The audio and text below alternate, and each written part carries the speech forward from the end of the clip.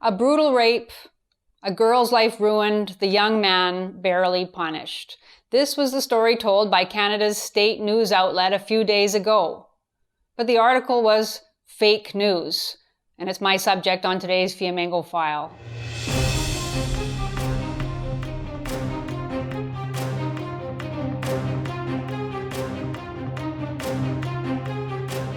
I'm Janice Fiamengo of the University of Ottawa. A few days ago, the CBC reported on a young woman who is giving up her anonymity as the victim of a sexual assault to come forward with her story. The title of the article is, "And Then He Was Raping Me. Victim Goes Public with Shocking Attack to Reveal Justice System Flaws." And one of the main points of emphasis in the article is the brutality of a horrific attack. The girl involved, Sam Fazio, at age 17, attended a high school pre-graduation dance party at a Vancouver nightclub on February 28, 2016, and then found herself, quote, cornered in a bathroom stall, end quote, being sexually assaulted by a boy of 16, someone she knew. He raped her so violently that she sustained internal injuries, and he left her in the bathroom stall in a pool of her own blood, from where she was, quote, rushed to hospital and into emergency surgery to stem massive bleeding from deep cuts in and around her vagina, end quote. The story in all its upsetting detail is told at length in the article, and the emphasis is on the injustice, not only of what the girl endured at the dance, but also of her experience before and during the trial. She mentioned that the investigating officers, quote, asked her what she was wearing that night, end quote, and the whole process, quote, left her feeling victimized all over again, end quote. Ms. Fazio also alleged with deep anger that her attacker has had, quote, pretty much no repercussions for what he did, end quote. To make matters worse, the boy was found guilty of a prior assault that, quote, came to light during the trial. More on this later. The overall message being that women are suffering terribly from sexual violence, and men are getting off with barely a slap on the wrist. So now this survivor is coming forward to advocate for changes to the system.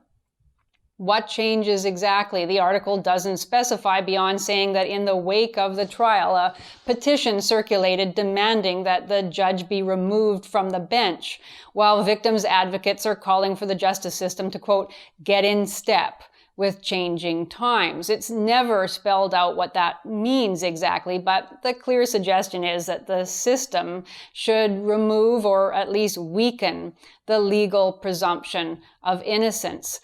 Sam Fazio is particularly incensed that the accused boy's defense counsel tried to claim that the attack on her was consensual. Note how the language itself makes the idea pretty much unthinkable. How can an attack be consensual? The strong implication in the article is that when a woman ends up in the hospital requiring stitches to her vagina, there is no question of consent, and it shouldn't even be allowed to be raised at trial. Fazio is quoted as saying that, quote, with my case, I don't know how many witnesses there were, but there was maybe like 10, and so much evidence and blood and everything, end quote. Why have a regular trial at all in a case like that is the unstated question.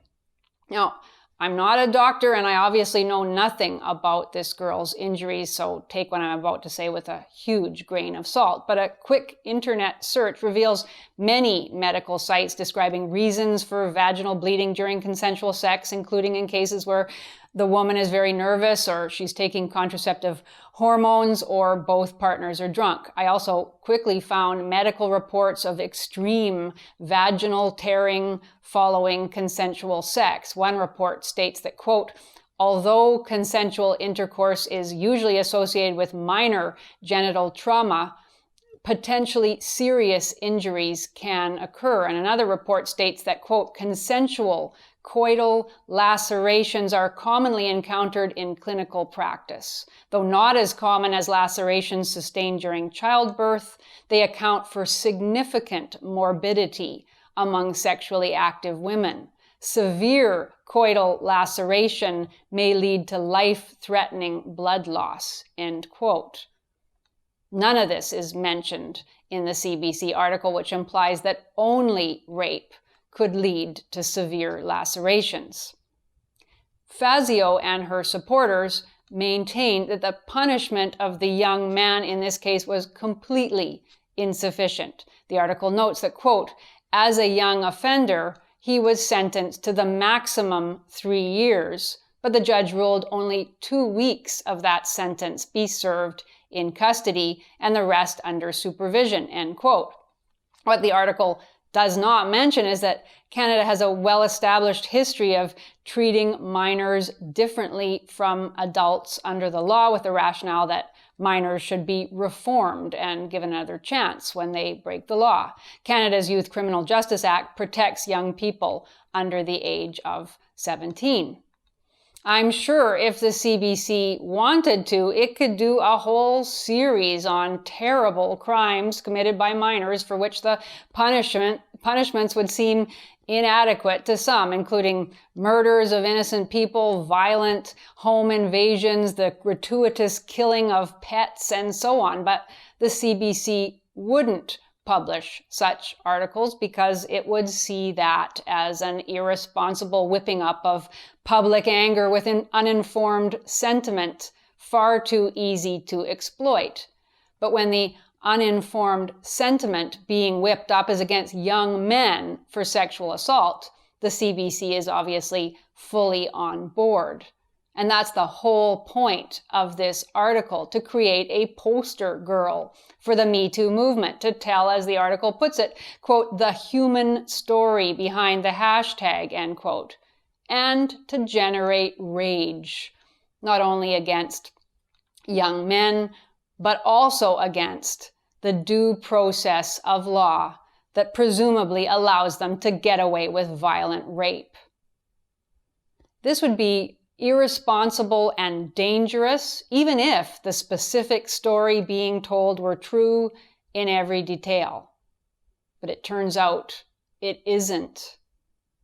If one compares the judge's verdict in this case, which is available online, with the CBC article, it is obvious that the CBC has dramatically misrepresented what actually seems to have happened on the night in question, and that the young man's wrongdoing is far less clear-cut than the article sets out. It's an example of flat-out fake news, and it certainly makes me doubt that anything one reads about sexual assault in the mainstream media is trustworthy.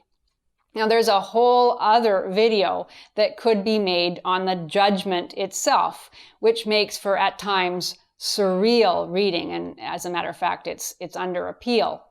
The male judge's sympathies in this case seem to be entirely with the two female accusers, and whenever there is a discrepancy between what the two girls said at trial and what the accused boy said in his defense, the judge always believes the girls. His response over and over again is, I find his statement unbelievable, and I find her explanation credible. Both allegations of assault dealt with in the judgment rest on he said, she said testimony, and where eyewitness testimony and video evidence are brought forward against Ms. Fazio, the judge is, quote, unable to determine, as he says, the truth of the matter. In the rest of my commentary, I'm going to mainly focus on showing the extensive omissions and misrepresentations in the inflammatory CBC article, but I will also deal to some extent with the judge's reasoning, or lack thereof, in the verdict. So first and most basically, the CBC report states that Ms. Fazio was, quote, cornered in a bathroom stall, as I already said, and sexually assaulted. But what it doesn't say is that prior to the incident in the stall, Ms. Fazio had been seen by many witnesses kissing the boy on 2 different couches in the dance club. 2 witnesses describing her, quote, kissing him as if she were really into it, end quote. Also sitting with her leg draped over his, slow dancing with her arms around him on the dance floor, and walking arm in arm with the boy throughout the nightclub. When confronted at trial with all of this eyewitness and closed-circuit TV video evidence, Ms. Fazio claimed that the boy was forcing her to do all of this against her will. Quite an extraordinary thing to claim, given that she was surrounded by her friends and by authority figures whom she knew would have helped her if she had merely asked for help. This includes a number of security guards that she passed while she was walking with the accused boy. It's simply impossible to believe that she was under this boy's control. And it was only after all this very demonstrative sexual behavior that she went with the boy to the bathroom cubicle to fool around. As the judge notes, there was a security guard standing right at the entrance to the women's bathroom, presumably to prevent precisely the sort of thing that she says happened to her that night, yet she neglected the opportunity to ask him for assistance. She told the judge that, quote, she did not attempt to reach out for any help because she was too scared, too embarrassed, and didn't want to make a scene, end quote. Although the judge doesn't actually accept that explanation, the judge never once indicates that Ms. Fazio's dishonesty about her behavior during this part of the evening seriously calls into question her reliability in general. Why should she be considered credible when describing what happened inside the bathroom cubicle when she told such blatant untruths about what happened outside? I'm not saying, of course, that because Ms. Fazio went willingly into the cubicle with the boy, obviously in order to make out, that she therefore consented to everything that came after. Of course not. But her behavior certainly puts a very different complexion on the CBC's very dramatic statement that she was, quote, cornered in a bathroom stall. And the fact that the CBC left this whole aspect of the evening out of the article shows that even the sympathetic reporter recognized that a girl who goes with a guy into a public toilet to make out is not quite the poster girl for victimized innocence that the CBC wanted her to be. What exactly happened inside that stall may never be known. We know that at least some of it seems to have been consensual. Ms. Fazio claimed that the boy forcibly took off her bra. For example, he testified that she took it off herself, and he was able to say exactly how she took it off, turning the clasp around where it could more easily be undone by her, which he likely couldn't have known if he hadn't seen her do it. Again, that doesn't mean that therefore she consented to everything that came afterwards. But if she didn't consent to oral sex and sexual intercourse, I have to say that this is the strangest sexual assault that I've ever read about, one that happened completely within earshot of many people who could have helped. It is established as fact that there were girls standing at the sinks when Ms. Fazio and the boy entered the bathroom, just as there were girls standing at the sinks when he walked out. There were likely girls coming in and out of the washroom the entire time. Yet it seems no one heard anything untoward or made any move to alert a security guard. The victim had merely to lift her voice to cry for help. She claimed she was confined against her will in the stall and forced to endure an unbearably painful sexual attack, yet she made no effort to save herself. It isn't even made clear in the judge's description whether the girl said no or made it clear in any way to the boy that she didn't consent to his actions.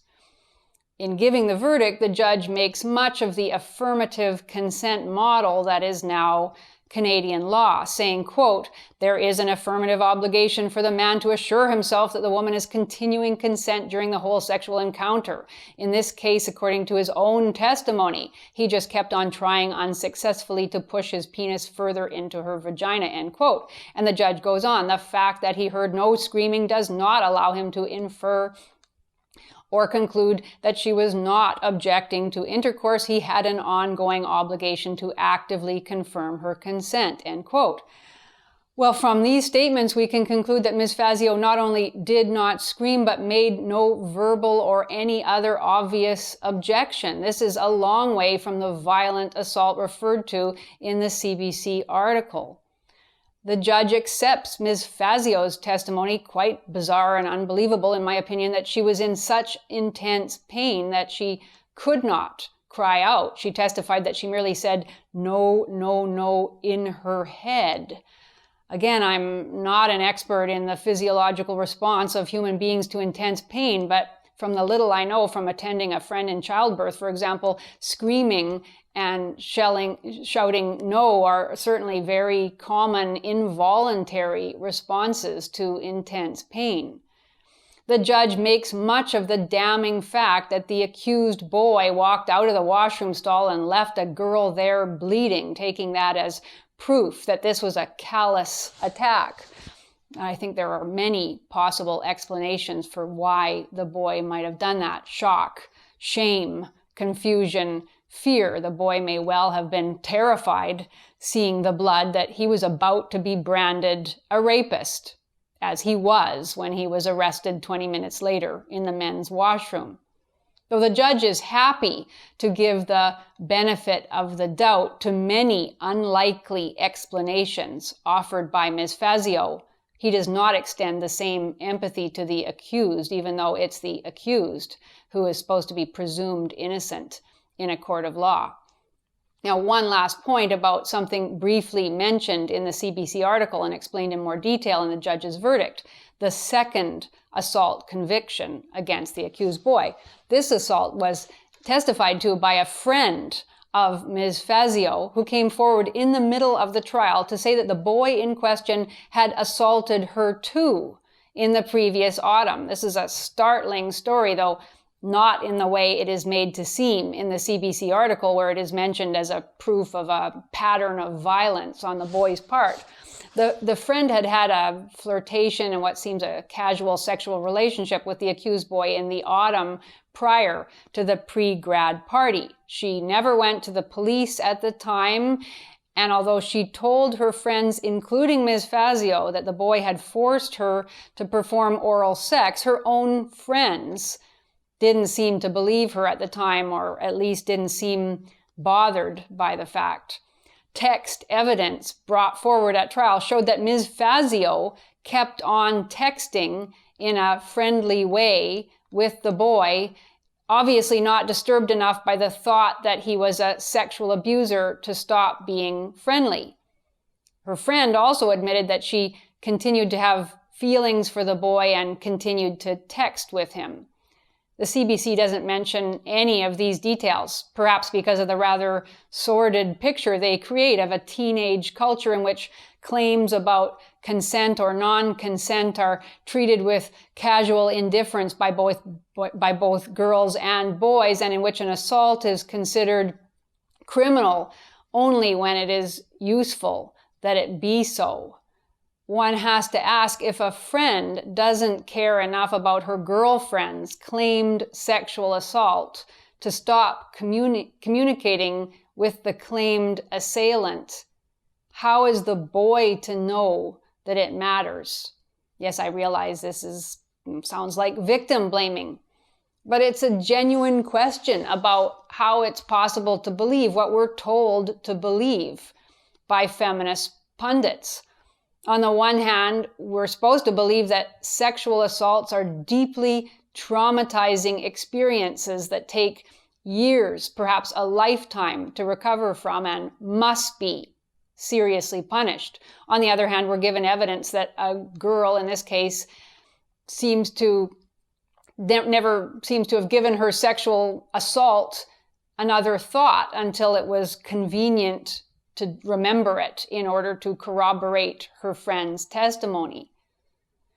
The conclusion that I reach from reading the article and comparing it to the judge's verdict is that this was emphatically not the clear-cut sexual crime or crimes that the CBC portrayed. It was a murky case in which a judge chose to believe two female complainants despite significant implausibilities in both their testimonies, and which is now being used by judicial activists to push for the undermining of the presumption of innocence.